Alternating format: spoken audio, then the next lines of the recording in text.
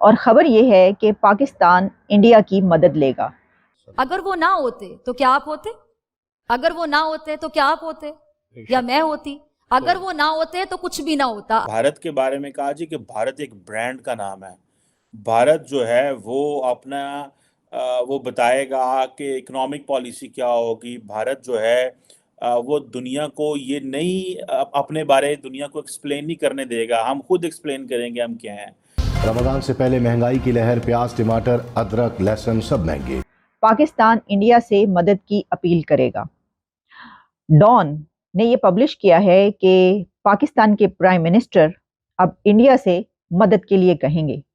जो कुछ हो रहा है हमारे इर्द गिर्द, खित्ते में जो कुछ हो रहा है, दुनिया में जो कुछ हो रहा है, पुतिन और अमेरिका कभी एटम बमों की एक दूसरे को धमकियां देते हैं, कभी क्या करते हैं। This all needs a consensus. Bharat brand था, पहले भी था। मैं इसकी बात ये करूंगा कि जो जो मजीद मैं भारत के अपने सब कॉन्टिनेंट की हिस्ट्री पढ़ता हूं तो नजर आता है कि how civilised they were.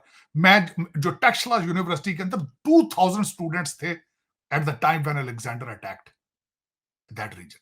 2000 teachers उस यूनिवर्सिटी में होना आप मामूली समझते हैं चीज उसको।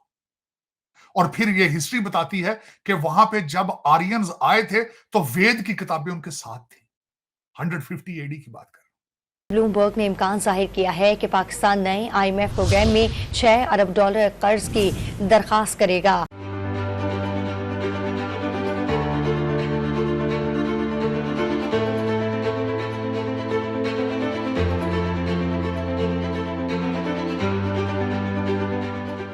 नमस्ते दोस्तों, इंडो पाक रिएक्ट में आपका स्वागत है। पीटीआई के अनुसार शहबाज शरीफ ने पिछले दिनों पाकिस्तान के इस्लामाबाद में उन्होंने कहा, हम हर किसी के साथ बात करने के लिए तैयार हैं, यहाँ तक कि अपने पड़ोसी के साथ भी, बशर्ते पड़ोसी मेज पर गंभीर मुद्दों पर बात करने के लिए गंभीर हो, क्योंकि युद्ध अब कोई विकल्प नहीं है। सीमा पार आतंकवाद को इस्लामाबाद के निरंतर समर्थन और कश्मीर मुद्दे सहित कई मुद्दों पर भारत और पाकिस्तान के बीच संबंधों में जारी तनाव के बीच उनकी टिप्पणियां आई है। पिछले दिनों भारत ने कहा था कि कश्मीर हमेशा से ही देश का हिस्सा था और रहेगा। उस पर शहबाज शरीफ ने कहा कि पाकिस्तान और भारत के बीच युद्ध के इतिहास के बारे में बात की। उनकी राय में युद्धों के परिणाम स्वरूप गरीबी, बेरोजगारी और लोगों की शिक्षा, स्वास्थ्य और कल्याण के लिए संसाधनों की कमी में वृद्धि हुई है, जो अब पाकिस्तान के लिए बहुत महंगी साबित होगी। तो आइए सुनते हैं पाक मीडिया की इस पर क्या राय है। अब खैर मैं समझता हूं कि उनको एक चांस मिला है, लेकिन उसका सीक्रेट सिर्फ तालीम है।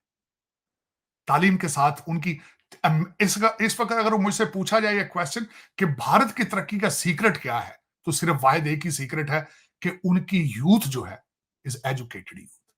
वो जहां भी जाती है वो टेक्नोक्रेट बन के जाती है। वो डिग्गियों में नहीं फंस के जाते, वो किश्तियों में डूबते नहीं जाते, और जाते हैं वहां पे और एक हेल्दी डायस्पोरा बनते हैं। और उसके ऊपर that is the fruit India is enjoying today, that is what it is. और उसकी बुनियादें, मैं हमेशा जिस इंस्टीट्यूशन का सबसे बड़ा मैं मुरीद हूं, फैन हूं, इंडियन इंस्टीट्यूट ऑफ टेक्नोलॉजी है। MIT में एडमिशन मिलना आसान है, इंडियन इंस्टीट्यूट ऑफ टेक्नोलॉजी में एडमिशन मिलना मुश्किल है। और मैंने वहां के ग्रेजुएट्स की मैं ग्रोथ देखता हूं, यहाँ वॉशिंगटन DC में अजय बंगा को देखता हूं। आपको सोचना होगा कि अजय बंगा पाकिस्तान में, दूसरी दुनिया में क्यों नहीं पैदा हो रहा। ये सबसे बड़ा आंसर इसी चीज का है कि उनकी यूथ जो है उसकी एपेटाइट है तरक्की की, और दूसरा वो तालीम से they are loaded with education, education of math, education of English. आज आप जिस मुल्क में इस वक्त चीमा साहब बैठे हैं, इंग्लिश में ट्वीट करें तो मेरा ख्याल है 99.9% पाकिस्तानी उसको पढ़ना पसंद ही नहीं करेंगे। पता ही नहीं है कि शायद है, को पता ही नहीं। मुझे आज किसी ने पूछा, उसने कहा जी वजह क्या है हमारी एजुकेशन पॉलिसी। मैं क्या, एजुकेशन की पॉलिसी बनाने वालों के सबके बच्चे तो लंदन में है, वो क्यों बुलाएंगे पॉलिसी आपकी भाई? Why should they make the policy in Pakistan to teach you math or English or anything else? Reason, because उनके बच्चे तो बाहर बैठे, वो तो चाहते हैं कि आप जिहादी बने, वो तो चाहते हैं आप गारों में रहें, आप IMF के कर्जे वो एंजॉय करें, आप किस्तें आप दें, वो तो चाहते हैं, उनका तो प्लान है ये। लेकिन चीमा साहब दर हकीकत ये आज बिल्कुल मैं उनकी बात से एग्री करूंगा। और तरक्की देखें, 7.8% तरक्की, मोर देन 600 बिलियन उनके जो है वो बाहर पड़ा है इस वक्त, जो फॉरेन एसेट्स है उनके। आप देखें कि आगे दुनिया में मैं समझता हूं कुछ चीमा साहब चीज बचनी ही नहीं जो भारत में नहीं बन रही। जो भारत बना के देगा। दुनिया की फार्मेसी वो बन गया, दुनिया के डिफेंस हर चीज वो बनाएगा, तेजाज को वो सारे, अफ्रीका को असला सारा वो बेच रहे हैं। दूसरा, मैं ये समझता हूं, हमेशा मैं पाकिस्तान के हवाले से भी कहूंगा, खैर मेरे तो हर कौम जो है वो सोई पड़ी है लस्सी पीकर, लेकिन बांग्लादेश की तरक्की का सीक्रेट सिर्फ यही था कि उन्होंने औरतों को वहां एंगेज किया स्वेट शॉप्स में। उन्होंने कॉटन का कोटा अमेरिका से लिया और उसके बाद उन्होंने जो स्वेट शॉप्स बनाई उन्होंने औरतों को एंगेज किया। और डॉक्टर यूनुस ने जिस तरीके से वहां माइक्रो इकोनॉमिक्स और माइक्रो सारा किया उन्होंने, माइक्रो फाइनेंसिंग, तो वो रिमार्केबल है। मैं बताना, आपके जितने आईवी लीग के बच्चे हैं उनको पता सब है।